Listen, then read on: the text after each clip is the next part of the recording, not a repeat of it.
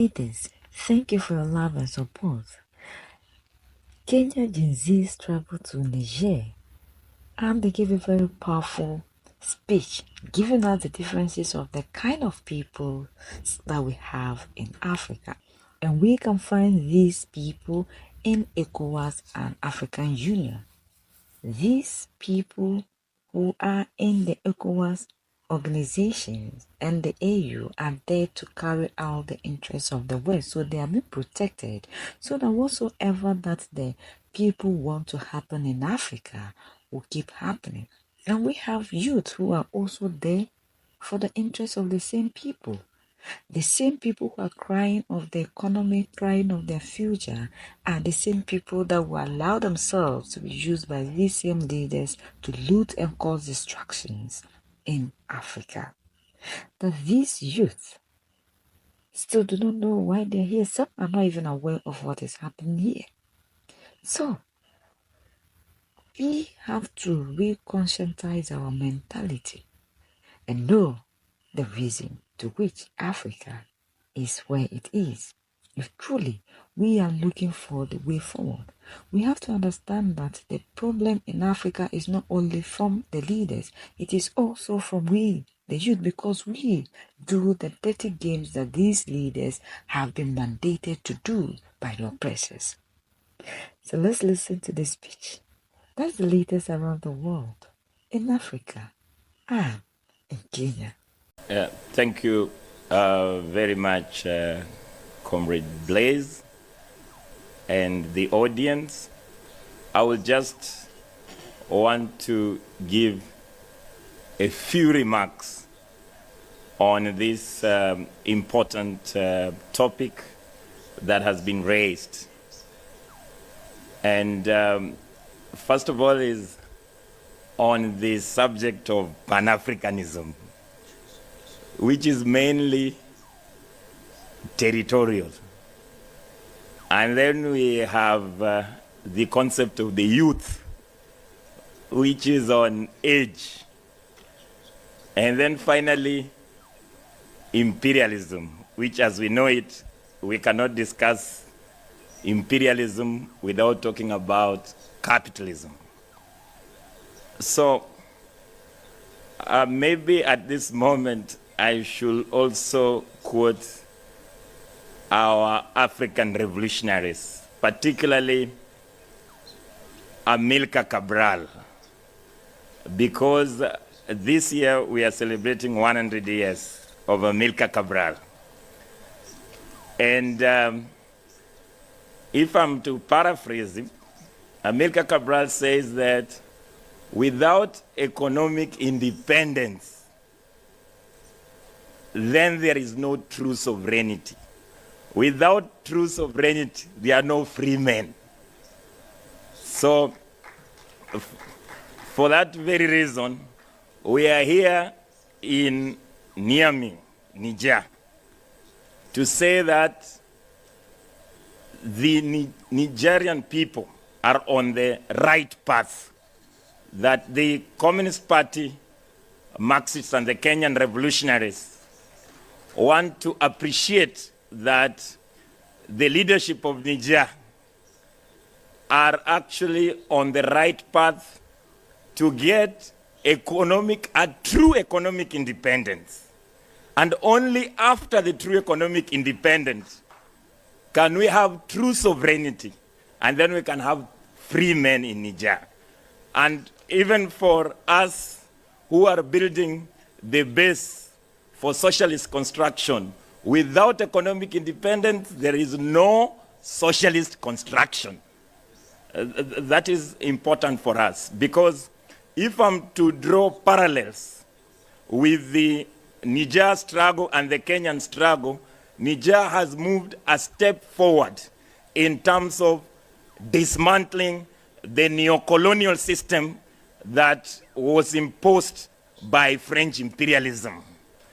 In actual sense, Niger has made the first step towards building an independent Niger and handing over Niger to the Nigerian people, and not a rented elite that want to manage Niger on behalf of foreign capital and French imperialism. Congratulations to Niger. The second aspect that I wanted to bring out is also the concept of Pan-Africanism. Because there is Pan-Africanism, and there is also Pan-Africanism. There is Pan-Africanism that opens Africa for domination of the ruling class of the global north.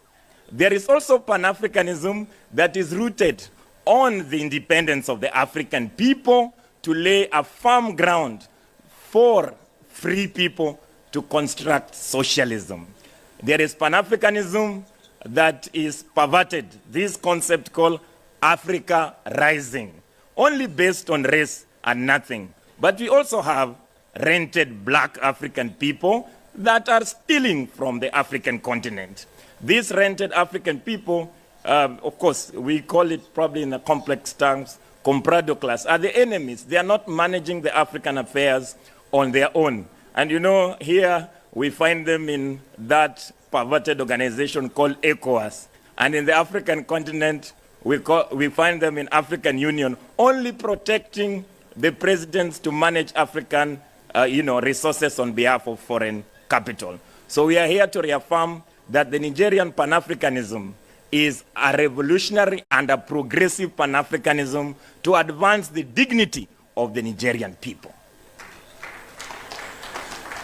And then on the youth question, of course, we have the youth and also youth, because there are some youth that are stealing. There are some youth that also belong to the oppressing class, because we cannot put like just age like that. What about just the youth of the, for example, the sons and the daughters or the grandsons and daughters of the just overthrown president of the Nigerian? Are they youth?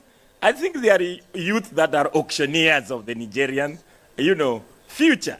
So we must talk about the youth question that is rooted in the interest of the majority of the Nigerian people. So we have to support the poor working class youth to participate in the Nigerian national project. In fact, we were very proud as Kenyan people during the opening ceremony. We saw the Nigerian youth supporting this government. So it basically means that the Nigerian government has a popular support. It has a popular youth support. And it basically brings out its character as a project of independence. Having said that, also, I wanted to bring also the aspect of coups and military and, of course, dictatorship. Because when you say that there is a dictatorship in Nigerian, of course, what is wrong with majority dictating? After all, minority have been dictating since the sham independence. So for the moment, the majority of the Nigerian people also want to dictate for the rich billionaires to actually take care of their project. So there is nothing that the Nigerian people should be ashamed when particularly the Western Empire called them a dictatorship. After all, the Kenyan project is a dictatorship of the minority. Just like the Nigerian project before the coup was actually a dictatorship of a few sponsored individuals by the United States and French imperialism to rob from the Nigerian people. So in actual sense, there is nothing proper in saying that we could even say that the current government must dictate, but it must dictate on behalf of the majority of the Nigerian people. After all, we are looking for political power to confiscate the wealth of the robbers and bring it back to the Nigerian people to use it for their own national construction.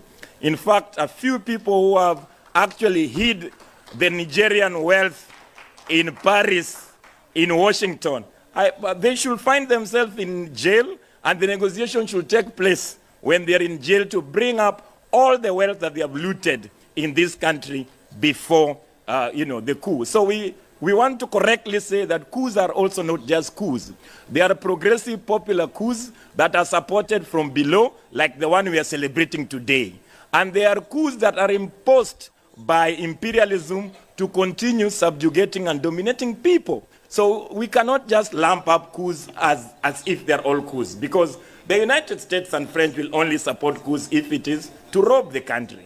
But for us, the people in the African continent, we must try to make sure that we differentiate between revolutionary and progressive coups and those that are being imposed from without by imperialism. Now, I want to take I still hope I get some more time to react to certain issues that I listened to here during the presentation. Of course, the concept of democracy also, I wanted to actually make just a few comments. Because, you know, liberal democracy is already too corrupted. But the Nigerian project, as we know it today, has improved the democratic, it has qualitatively improved the democratic space away from the bourgeois or the liberal democracy that have been imposed upon the African people. So nobody should say that the Nigerian people are not democratic, because democracy is the rule of majority, not the rule of minority. So we can say that Nigeria today is more democratic than it was before the coup, because now we have a truly government supported from below by the majority to implement a popular initiative to remove people from, you know, poverty. So we have democracy that is liberal democracy, which is basically a democracy to choose a few rich, corrupt people every so often, maybe 5, sometimes 4 years, to manage the affairs of the country on behalf of themselves and the people who have sponsored them. But the true democracy is that which have been imposed upon imposed by, you know, the majority against the minority. And if you talk about the role of the gun, I think for us we must be clear that the gun must be used to defend democracy. So if our democracy is threatened, then we must point the gun to the people who are threatening our democracy. So we cannot say that Nigerian people are not democratic because the military is in government. In fact, we have all these dictators and stooges from Nigeria to Nairobi that are sponsored by the United States imperialism. Comrades, other concept that I just really wanted, because when I was listening, also on the women question, because they are young women and they are older women. There are also older people and young people. In the Communist Party, we always say in Kenya of the miracle of the gray and the green. The gray brings the experiences, and the green brings the energy. So there is no way to differentiate the young and the old, as long as they are progressive and they are interested on the Nigerian project. After all, imperialism always look at ways to divide us. If they don't divide us in terms of age, then they divide us, like in Kenya, in terms of ethnicity, or they can divide us in terms of religion. And again, I must observe that during the opening ceremony, I was pleased to see different religious groups coming together to worship. Because imperialism don't want us to do that. They want to bring interreligious wars. They want to bring inter-ethnic wars. They want to bring inter-age wars. So for us, we wanted to clarify that when we are talking about the differences in the globe, we must say that there is the oppressed and the oppressor. Whether you are a youth, you are old, or you are a woman, are you with the oppressed or you are with the oppressor? If you are with the oppressed, whether you are a woman, a youth, or an old person, we just don't care. We say you are an enemy. But if you are with the oppressed and are fighting alongside them, then you are a comrade. We must hold hands together to confront the oppressors of the state. I don't know how much time I still got, but I'm told I have 2 minutes. But I wanted to also discuss about culture, freedom, and human rights. For example, you know, it's only in bourgeois analysis that they analyze the society as it is and say that is the society. I think culture is a concept that is born in the struggle. In fact, culture is even bold, and it borrows and also shades itself. So we want to say that the culture must only be in 2 formats. We have the culture of the oppressed and the culture of the oppressor. We have the culture of the poor majority and the culture of the rich billionaire filthy class. So when we are looking at culture, we must look at culture as a transient phenomena and not just a static way of life, unless we want to confuse culture and tradition. Because now Nigerian people are going to have even a more superior and new culture under the leadership of the current administration. Because when you give the Nigerian people dignity, then they will start even to think about other things like music, even their dance. They will stop living the life of an animal, of looking for the next meal, and they will be very high-cultured people. And the whole rubbish talk about United States imperialism on human rights, there is no human rights without survival rights. How can you just talk about human rights, when there is no land for the people, there is no food for the people? So we always say, don't talk about freedom first. Talk about we want land, then food, then freedom.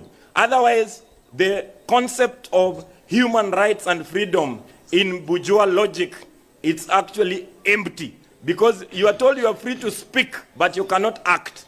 So we want all the land that has been stolen by multinational in Nigeria, all the land that is in the hands of the oppressor, to be handed over to the Nigerian people under this administration, and let the imperialists and the French stooges be kicked out. This is the meaning of true freedom, comrades.